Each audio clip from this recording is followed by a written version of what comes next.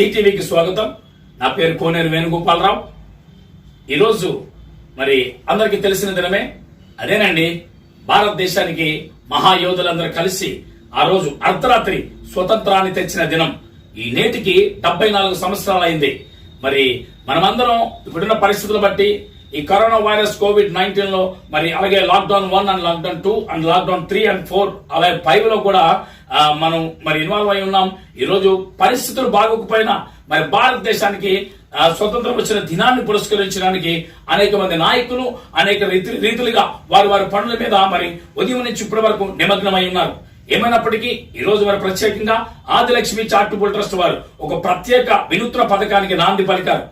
అదేంటంటే ఒక charitable trust నిర్మించిన తర్వాత ఒక భవన్ నిర్మించాలని ఎప్పటి నుంచో ఆలోచన కలిగి ఉండి ఈ రోజు ఆ యొక్క భవన్ కి ఈ రోజు ఆ ప్రారంభోత్సవానికి వారు నాంది పలికి అది పేద నిరుపేద బడుగు వర్గాలకు మరి అవసరమయ్యేలాగా ఉపయోగపడేలాగా దాన్ని ముందుకు తీసుకెళ్లాలని దాని యొక్క చారిటబుల్ ట్రస్ట్ యొక్క నిర్మాణకుడు ఎవరైతే ఉన్నారో చైర్మన్ గారు భారతపోయిన అప్పారావు గారు, అలాగే దాని ఫౌండర్ భారతపోయిన ఆదిలక్ష్మి గారు ఈ యొక్క వినూత్న పథకానికి ముందుకు వచ్చి పేద నిరుపేద బడుగు వర్గాలకే కాక అనేకులకి ఎవరైనా అవసరం నిమిత్తమైన ఆ యొక్క భవన్ వాడుకోవచ్చు అని ఆ యొక్క అంటే ముఖ్యమైన అవసరాల కోసం దాన్ని వాడడానికి ముందుకు వస్తే మేము దాన్ని ఆహ్వానిస్తామని, అలాగే అక్కడ మరి పేద నిరుపేద బడుగు వర్గాలకు ఫ్రీగా ట్యూషన్ సెంటర్ మరి నిలపాలని ఈ మధ్యకాలంలో మనందరికీ తెలిసిందే. ఈ మధ్యకాలంలో వారు చేసిన గొప్ప పని ఏంటంటే ఈ లాక్డౌన్ లో కొన్ని లక్షల రూపాయలు ఖర్చు పెట్టి వారు పేద నిరుపేద బడుగు వర్గాలకు మరి ఫుడ్ అలాగే రేషన్ అలాగే నానా రకాలుగా మరి అవసరమైన అంటే గృహ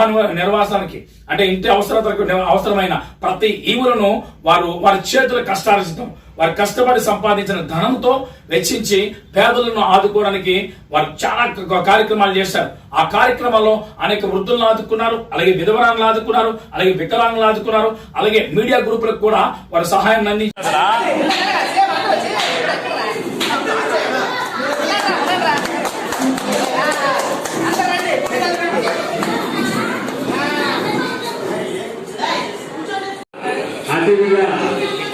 మరి ప్రముఖ కాంట్రాక్టర్ వీరబాబు గారిని వేదిక మీద సాధారణంగా ఆహ్వానిస్తూ ఉన్నాను.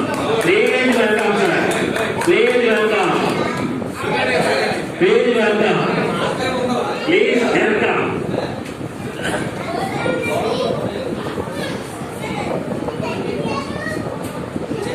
మరి గ్రామానికి ఈ జోగదావ గ్రామానికి స్థానికులు అలాగే ఫిష్ బిజినెస్ లో ఉన్నటువంటి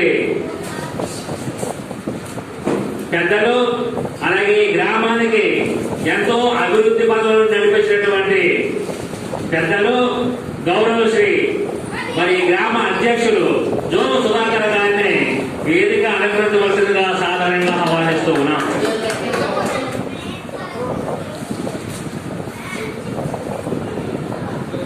మరొక ముఖ్య అతిథి మరి లీడర్ అంటే లీడరే అనేక కార్యక్రమాల్లో ముందుండి సంపాదించి నడిపించేటువంటి నెల్లివాడ అప్పన్న గారు అతి చిన్న వయసులోనే మరి కమ్యూనిస్టు నాయకులుగా ఎదిగి ఈ గ్రామానికి అనేక మంచి కార్యక్రమాలు చేపట్టడానికి సలహాదారులుగా ఉంటూ మరి గ్రామస్తులైనటువంటి వారిని సాధారణంగా వేదిక ఆహ్వానిస్తూ ఉన్నాం.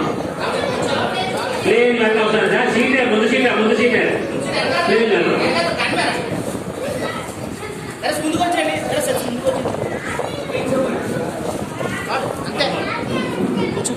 చాలా వీడియో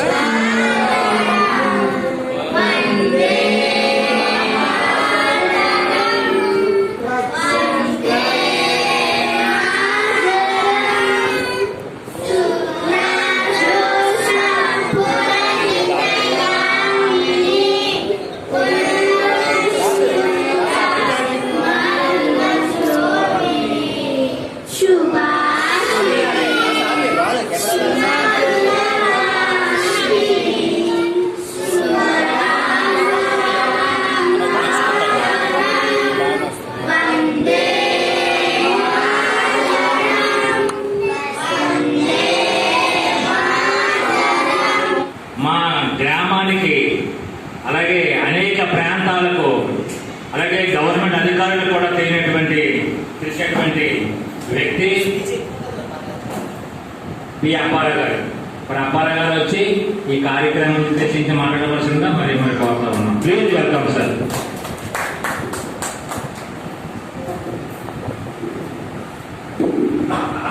ముందుగా అందరికీ నమస్కారం. వేదికను అలంకరించిన పెద్దలకు మరియు ట్రస్ట్ సభ్యులకు 74వ స్వతంత్ర దినోత్సవ సందర్భంగా నేను శుభాకాంక్షలు తెలియజేస్తున్నాను.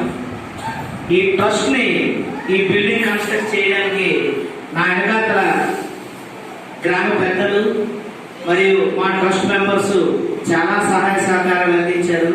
ఫైనాన్షియల్గా మేము ఉన్నాం, కడదాం, నలుగురికి మనం ఇక్కడ ఎడ్యుకేషన్ని డెవలప్ చేద్దాం అని అనేసి మొత్తం అందరం కలిసి కొనుక్కొని ముందుకు రావడం జరిగింది. ఈ విషయంలో 2 నిమిషాలు నేను మాట్లాడాలి. ఇక్కడ కింద భవంతిలో ఒక 5th వరకు, 5th to 8th, మరీ 10th వరకు వెళ్ళట్లేదు, 5th to 8th వరకు కింద భవంతిలో ఉన్న పిల్లలందరికీ కూడా చైర్స్ మీద ఓన్లీ ఇక్కడ ఒక 40 నుండి 50 చైర్స్ పడతాయి. ఒక టీచర్ని అపాయింట్ చేసి ఆ 40 మంది పిల్లలకి ఒక టీచర్ని ట్యూషన్కి ఏర్పాటు చేద్దామని పై భవంతిలో కింద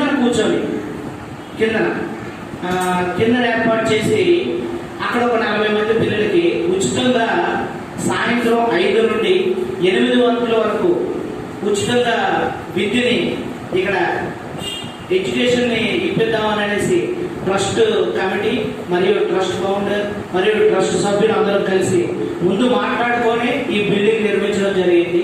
అయితే ఇక్కడ ఈ ఫ్రీడమ్ ఫైటర్స్ని వీళ్ళందరినీ పెట్టాలని ఒక చిన్న ఆలోచనతోనే మొదలు పెట్టాం. ఈ బిల్డింగ్ కన్స్ట్రక్షన్ అయిపోయిన తర్వాత ఒకసారి వచ్చి కూర్చున్న తర్వాత నిలవడప్పన్న గారు, దాస్ గారు, రమణ గారు ముగ్గురు కలిసి ఇక్కడ ఇలా చేద్దామని ఆలోచనలోకి వచ్చేటప్పటికి అప్పన్న గారు ఒక విలువైన మాట అంటారు. ఇది ఎడ్యుకేషన్ సంబంధించింది కాబట్టి ఎడ్యుకేషన్లో ఉన్న వాళ్ళు ఉంటేనే బాగుంటుంది. రాజకీయాన్ని ఇక్కడ ఏర్పాటు చేయకుండా ఇక్కడ సీఎంలు, పిఎంలు, రాష్ట్రపతులు, సైంటిస్టులు, ఫ్రీడమ్ ఫైటర్స్, ఫిలాసఫర్స్ మరియు దానాలు చేసేవారు, ఇలాంటి వాళ్ళందరూ కూడా ఇక్కడ ఉండాలి అనే ఆలోచనతోనే రూపుదిద్దుకున్న ఈ ఫోటో ఫ్రేమింగ్.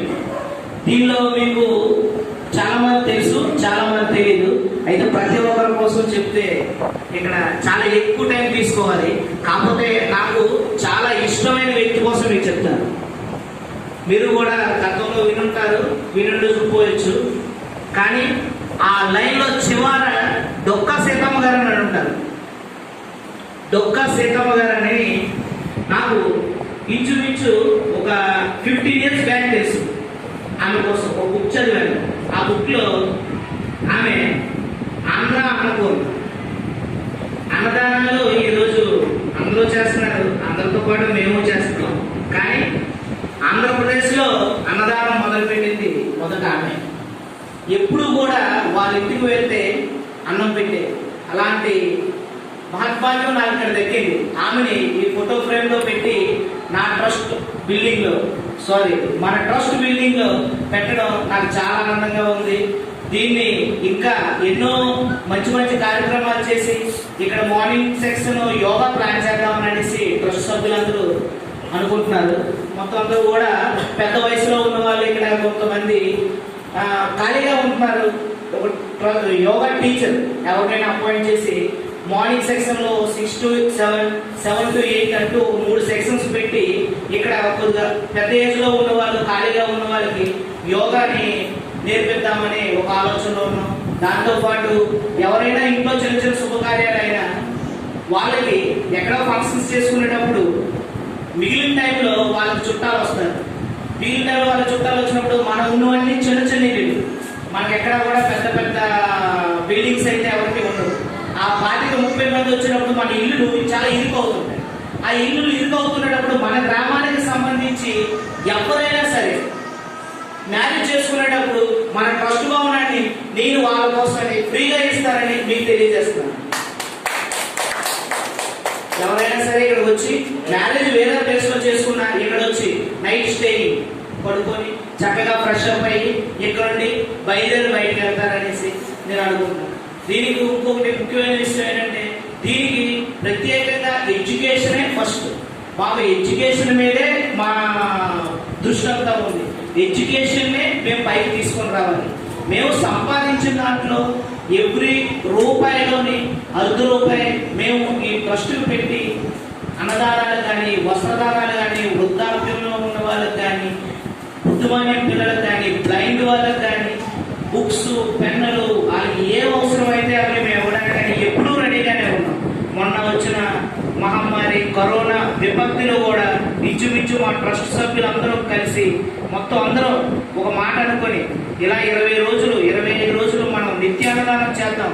ఏమంటారంటే ఆ రోజు పేరున వాళ్ళందరికీ నేను చాలా రుణపడి ఉంటాను. ఎందుకంటే డబ్బులు అయితే ఆదిలక్ష్మి గారు మనకు ఫండ్ కేటాయించారు, ఓకే చెయ్యండి అని అన్నారు. కానీ ఇంత విపత్తును కూడా ఎదుర్కొని నా ట్రస్ట్ సభ్యులందరూ కలిసి నేను మీ వెనకాతలే ఉండి మీ అందరితో కలిసి మేము భోజనాలు పంచడానికి వస్తామని రోజుకు 200 మందికి భోజనాలు పంచడానికి నా ట్రస్ట్ సభ్యులందరూ కలిసి రోడ్డు మీదకి వచ్చి వాళ్ళకి ఎంత సమస్య వస్తుందని కూడా ఆలోచించకుండా ముందుకొచ్చి నాకు సాయం చేసిన దాస్ గారికి, రమణ గారికి, మరియు జీవరాజు, మరియు సతీష్, హరిప్రసాద్, నెక్స్ట్ కొంతమంది ఇంకా ఉన్నారు. వీళ్ళందరూ కలిసి లావణ్య ఇలాంటి వాళ్ళందరూ కలిసి నా కోసం చాలా హెల్ప్ చేశారు. అయితే ట్రస్ట్లోని ఇంకా ఎంతెంతో ఇంకా ఎన్నో చేయాలనే ఆశతోనే ముందుకున్నాం. మా మిస్సెస్ ఎప్పుడో మాట చెప్తుంటారు, భగవంతుడు మనకు అన్ని త్వరగానే ఇచ్చారు. కారు కొనుక్కోవడం అనేది కళ, 50 సంవత్సరాలకు వస్తుంది. ఇల్లు కట్టుకోవడం అనేది కళ, 40-50 సంవత్సరాల మధ్యలో కట్టుకుంటాం. ఒక మంచి బిజినెస్, సమాజంలో గౌరవం, ఇవన్నీ కూడా ఏజ్ ఫ్యాక్ట్ వల్లే ఒక్కొక్కటి వస్తుంటాయి. కానీ భగవంతుడు మా ఇద్దరికి కూడా 30 నుండి 35 వయసు మధ్యలోనే మా ఇద్దరికి అవన్నీ ఇవ్వడం వల్ల అజిత్ ప్రేమ్జీ గారిని ఒకసారి మనం అందరూ ఈరోజు గుర్తు తెచ్చుకోవాలి. దాస్ గారు ఒకసారి చెప్పారు, అతను జీవితంలో చేసిన ఒక చిన్న తప్పు. ఆ చిన్న తప్పు ఏంటంటే నేను అన్ని కూడా ఏజ్ అయిపోయిన తర్వాత నాకు గుర్తొచ్చినాయి, ఏం చేయలేదు. కానీ అలాంటి గొప్ప వ్యక్తులందరినీ మనం గుర్తు చేసుకొని ఈరోజు ఇక్కడ 35 వయసు లోపు ఉండేటప్పటికే భగవంతుడు మాకు అన్ని పెట్టాడు. చాలు, సంతృప్తి అనేది మా మనసుకు కలిగింది. సంతృప్తి అనేది మా మనసుకు కలిగిన తర్వాత మేము దాన్ని ఏం చేయాలి, మా దగ్గర రూపాయలు 10 పైసలు బయట వాళ్ళకి పెట్టాలి అనే ఆలోచనతో పూర్ పీపుల్ ఎక్కడ ఉన్నారో అక్కడికి వెళ్ళి ఏ విధమైన సహాయమైనా చేయడానికి అనేసి మేము ముందుకు రావడం జరిగింది. ఆమె ఒకటే మాట చెప్తారు, అన్ని ముందే వచ్చినప్పుడు సేవా దృక్పథం అనేది ఎప్పుడో మనకి 50-60 సంవత్సరాల తర్వాత రావడం ఏంటి, ఇప్పుడే మొదలు పెట్టాలన్న ఆలోచనతోనే ఉద్భవించింది ఈ ఆదిలక్ష్మి చారిటబుల్ ట్రస్ట్. దీనికి సంబంధించి మేమందరం కూడా ఇంకా నాకు పూర్తి సహాయ సహకారాలు అందిస్తారని, మేమందరం కలిసి మీ వెనకాతలో ఉన్నామని మాకు మాట చెప్తే ఇలాంటి కార్యక్రమాలు ఎన్నెన్నో చేస్తాననేసి మీకు సవ్యంగా మనం చేసుకుంటూ సెలవు తీసుకుంటున్నాం. Thank you. ఆదిలక్ష్మి గారు మాట్లాడవలసిందిగా కోరుతున్నాం. మాది కూడా తీసుకుంటున్నాం.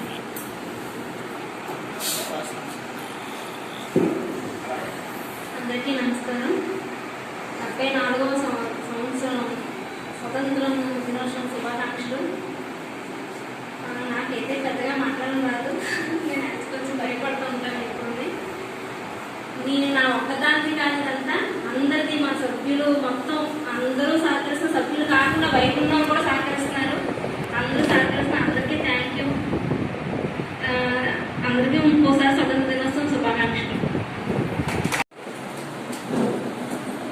ముందుగా మరి ఈ దంపతులు అనేవారు చిన్న వయసు అయినా భావతరాల భవిష్యత్తు కోసం మరి పెద్ద ఆలోచన చేసి ముందుగా నిజంగా నాకు చాలా గర్వంగా ఉంది. మరి ఈరోజు ఈ దంపతుల్ని ఎంత చెప్పుకున్నా సరే చాలా తక్కువ. బాగా కరోనా టైంలో ఎంత కష్టపడి ముందుకు తీసుకెళ్లారు. అలాగే ఒక గ్రామం జోగారావు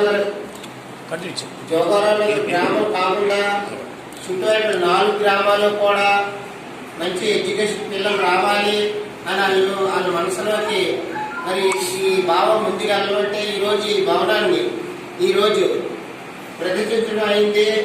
ఈ భవనానికి ముఖ్యంగా నేనైతే ఏమనుకున్నానంటే ఏ రాజకీయ నాయకుల్లో ఏ ఎమ్మెల్యే ఎంపీల్లో తీసుకొచ్చి ఓపెన్ చేస్తారేమో అనుకున్నా. అది నిజంగా వాళ్ళ మనసులో వయసుకు తగ్గ ఆలోచన కాదు, చాలా చాలా మంచి ఆలోచన.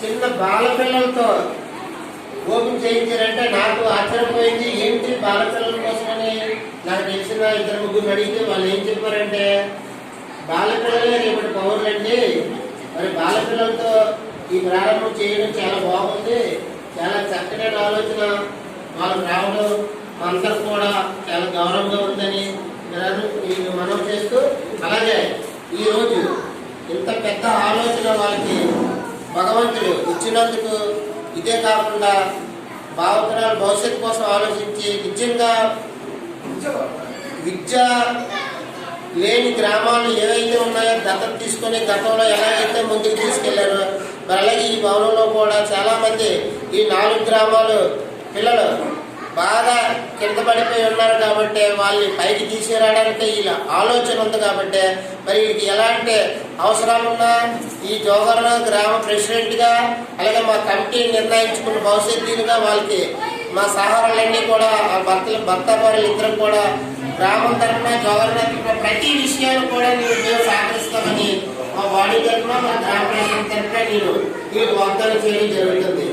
ఈరోజు ఈ కార్యక్రమం తలపెట్టింది ముఖ్యంగా మరి వాళ్ళు ఒక ఆలోచనతో తలపెట్టారు. ఆ ఆలోచన కూడా మరి చాలా ముందుకు తీసుకెళ్ళాలి, వాళ్ళకి మంచి గౌరవం మర్యాద రావాలి, అలాగే భగవంతుడు ఆయుర్వేదాలు ఇచ్చి ఇంకా పిల్లల్ని మరికొంత వీళ్ళకంటే ఒక అడుగు పైలట్లోకి పిల్లలు కూడా వాళ్ళ పిల్లల్ని భవిష్యత్తు తీసుకెళ్తే ఇంకా ఇలాంటి భవనాలు ఎన్నో పడతారు, ఇలాంటి గ్రామాలు ఎన్నో ముందుకు తీసుకెళ్తారు. ఆ బాలపిల్లలు కూడా ఆ దంపతుల తరఫున బాలపిల్లలు కూడా నేను మనస్ఫూర్తిగా అభినందించి మరి ఈ రోజు అవకాశం ఇచ్చిన పెద్దలకి అందరికీ కూడా నా మనస్ఫూర్తిగా అభినందిస్తూ సెలవు తీసుకుంటున్నాను. ఈనాటి ఈ కార్యక్రమం అనుకోకుండా కానీ చాలా బాగా జరిగింది. అసలు దేశ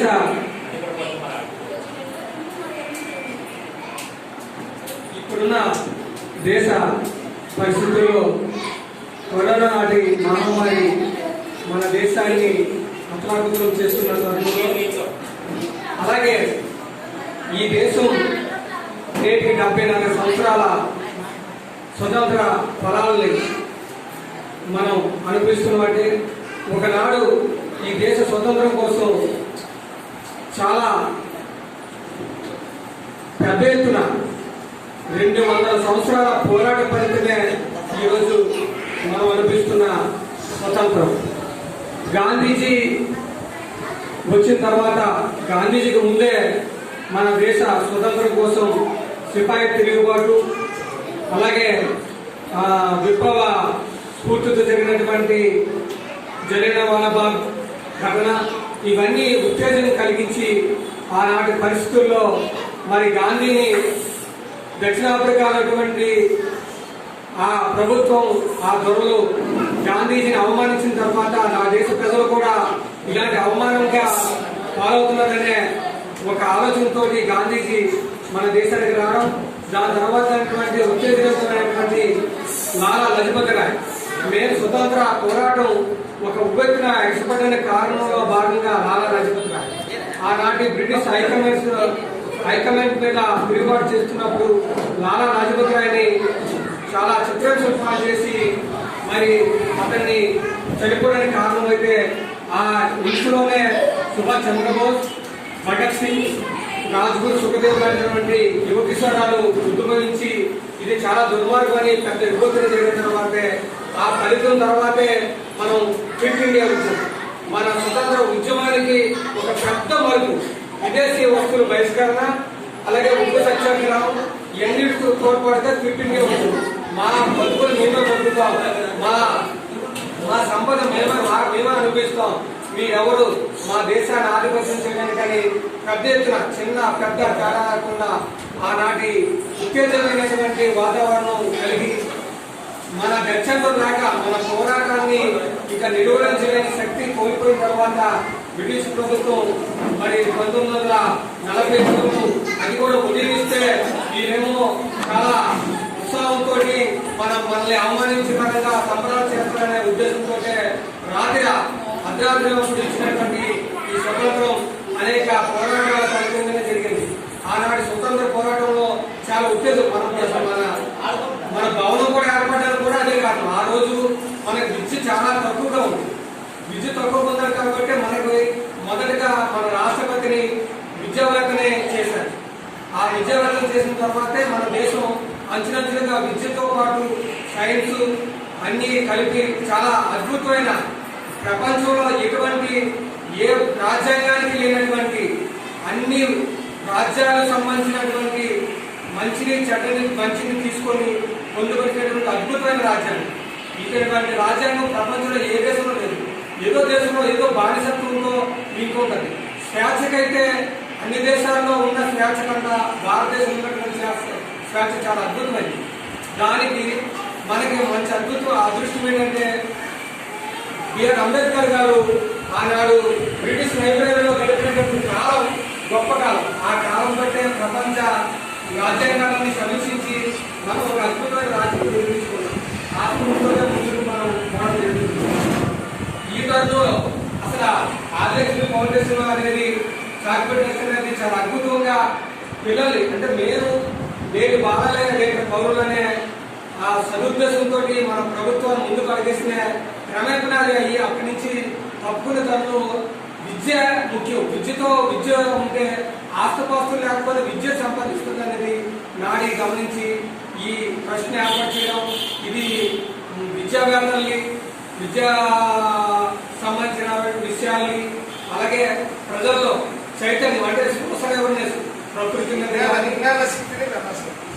మీద కానీ లేదా ప్రజలకు సంబంధించినటువంటి ఒక ఏదైనా మంచి ఆలోచనలు చేయడంలో కానీ అలాగే విద్యని వికసింపజేయడానికి ఇది తోడ్పడడానికి ఉపయోగపడడానికి చాలా సంతోషంగా ఉంది. ఇలాంటి యువతను మనం తక్కువ అనుకోకుండా ఎప్పుడో అనుకున్నాం, కానీ దీనికి తోడ్పడినటువంటి కళ అందరూ కలుగుతారు. కళ చాలా మంది కన్నాం, కానీ కళని సాకారం చేసుకునేదే గొప్పగా భావించాలి. ఆ విషయంలోనూ చాలా ముందడుగేసినటువంటి అప్పారావు అలాగే వాళ్ళ మిస్సెస్ ఆదిలక్ష్మి గారు చాలా హృదయపూర్వక అభినందనలు తెలుసుకుంటున్నాను.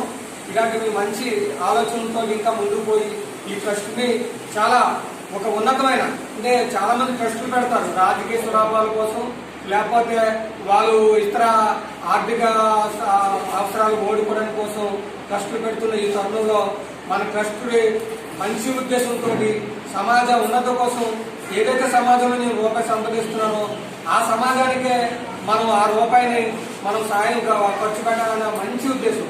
అది మానవత్వం కంటే చాలా ఎక్కువైనట్టే నేను భావిస్తూ ఇంతటి మంచి కార్యక్రమాన్ని ఏర్పాటు చేసినటువంటి చార్టర్డ్ ఫౌండర్ అయినటువంటి ఆదిలక్ష్మి గారికి అప్పారావు గారికి హృదయపూర్వక అభినందనలు తెలుపుకుంటూ సెలవు ముందుగా ఇక్కడ ఇచ్చినటువంటి ముఖ్య అతిథులందరికీ అలానే మన సోదరులు గ్రామ ప్రజలందరికీ కూడా స్వాతంత్ర దినోత్సవ శుభాకాంక్షలు తెలియజేసుకుంటున్నాను. ఆదిలక్ష్మి చారిటబుల్ ట్రస్ట్ అనేది నిరుపేదలైన వారికి సాయం చేయాలనే ఉద్దేశంతో ఏర్పాటు చేసింది. అందులో భాగంగానే మన ఫౌండర్ ఆదిలక్ష్మి గారు ఏంటంటే కేవలం విద్యకు ప్రాధాన్యత ఇవ్వాలనే ఉద్దేశంతో ఇక్కడ ప్రధానంగా ట్రస్ట్ పెట్టడం జరిగింది. దానికి సంబంధించి అంచెలంచెలుగా ఎదుగుతున్నాం. ఇంకా చాలా ఎదగాల్సి ఉంది. ఇంకా భవిష్యత్తులో ఇంకా చేయాల్సిన కార్యక్రమాలు చాలా ఉన్నాయి కాబట్టి అవన్నీ కూడా దిగ్విజయంగా పూర్తి చేస్తామందుకు మా వంతు సహాయ సహకారాలన్నీ కూడా అందిస్తామని చెప్పేసి ఒక ట్రస్టీగా నేను ఈ ట్రస్ట్లో మెంబర్గా ఉండడం నాకు ఎంతో సంతోషంగా ఉందని తెలియజేసుకుంటూ స్వాతంత్ర దినోత్సవ సందర్భంగా ఈ భవనాన్ని ప్రారంభించడం కూడా చాలా ఆనందం. దీనికి సంబంధించి మన ట్రస్ట్ చైర్మన్ గారు అప్పారావు గారికి అలాగే మన ఫౌండర్ గారు ఆదిలక్ష్మి గారికి అందరికి కూడా శుభాకాంక్షలు తెలియజేస్తూ నాకు ఈ అవకాశం ఇచ్చినందుకు ధన్యవాదాలు తెలియజేసుకుంటూ ఇంతటితో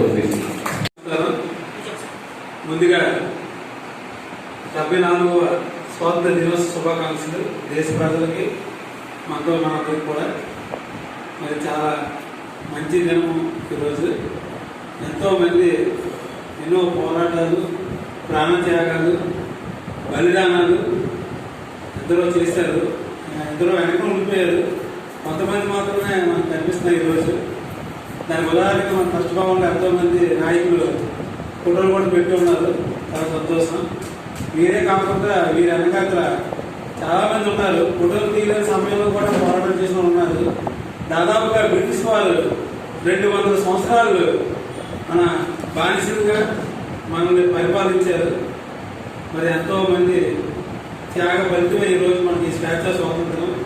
ఈ స్వేచ్ఛని దేశ అభివృద్ధికి ఉపయోగించాలి తప్ప మనకి మన ఇష్టం మీద ఉమ్మేసుకోవచ్చు, మన ఇష్టం మీద ఉత్తరం పోసుకోవచ్చు అని కాదు. ప్రతి యువత కూడా ముందుండి ఈ దేశాన్ని ప్రపంచంలోనే నంబర్ 1 పొజిషన్లో తీసుకెళ్ళాలని ఆశిస్తున్నాం.